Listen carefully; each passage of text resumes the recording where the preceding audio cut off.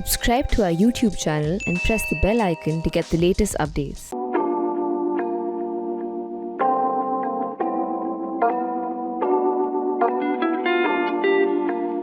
Whales use distinct calls, and whales from various regions have specific acoustic signatures with which we can identify which parts of the ocean the whale species is from. This is of course true for whales across oceans and also for whales in the Indian Ocean and the Central Indian Ocean. The Central Indian Ocean is home to multiple species of blue whales, and each have their own distinct call, and all of these species whose calls we've identified can be placed geographically. However, it's not like we've covered every single inch of the ocean with microphones or hydrophones. So of course, it's highly possible that we miss out on listening to or observing calls from a lot of whale species.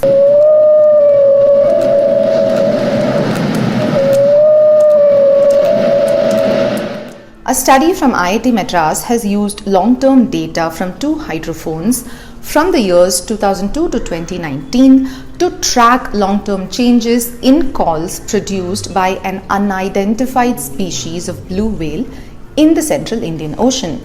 Researchers Nikita Pinto and Tarun Chandrayadula were tracking Central Indian Ocean whales and long-term changes in their acoustic calls when they identified what they have called the Diego Garcia downsweep. This is the call of an unidentified blue whale species. In this video, let's take a look at what the researchers found, how they think the call of this whale species has changed over the past almost 2 decades, and why this change has occurred. I'm Sandhya Ramesh and this is Pure Science. Whale calls and other oceanic sounds are monitored and recorded using hydroacoustic equipment like hydrophones. For this study, the IIT Madras team used 2 hydrophones that are located in the Central Indian Ocean near the island of Diego Garcia. One hydrophone was to the north of the island and another to the south of the island. These 2 hydrophones are actually maintained by the Comprehensive Nuclear Test Ban Treaty Organization, or the CTBTO, since 2002. In the unidentified call, or the Diego Garcia call, as the researchers referred to this, they found a sound pattern which is a comb of tones of frequencies between 35 Hz and 45 Hz. This is then followed by a downsweep or lowering of frequency from 35 to 33 Hz. For context, the human ears can hear sounds between 20 Hz and 20 kHz. So these calls are at the very low end of what the human ears can hear, and naturally so, because low frequency sound made by large animals like whales or elephants on land can travel long distances. A comb is a set of closely spaced frequency tones which actually on paper the signals physically resemble the structure of a comb. The researchers found that the whale calls changed in frequencies over an 18-year period, both increasing and decreasing.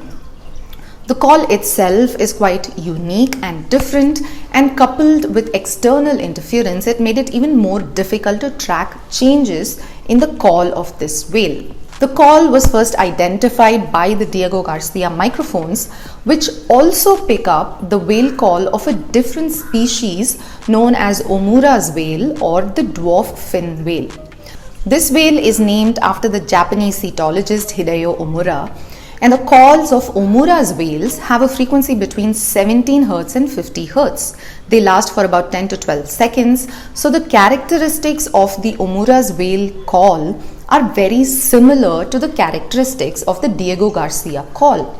So the researchers had to find a way to distinguish between these 2 calls. So they ended up building detectors that could distinguish the signal patterns that are produced by these 2 separate calls. There was a lot of processing and maths that went on behind the scenes as well, and if you're interested in those kind of details, there's a very interesting video by the lead author of the paper, Nikita Pinto, which will be linked below. The researchers gathered all whale call data and ran it through their processing algorithms to distinguish between the calls of these 2 whales. Subsequently, they also found that they were able to draw patterns of seasonality in the Diego Garcia call. They were able to tell that the north station, or the hydrophone that was to the north of the Diego Garcia island, recorded calls in the first half of the year typically, and the southern station recorded calls in the second half. These were the Diego Garcia calls, not the Omura's calls.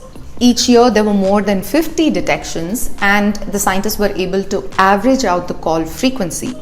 Using this average data, they first determined the baseline average, and then with that they were able to tell how much the frequencies of the call changed over the years.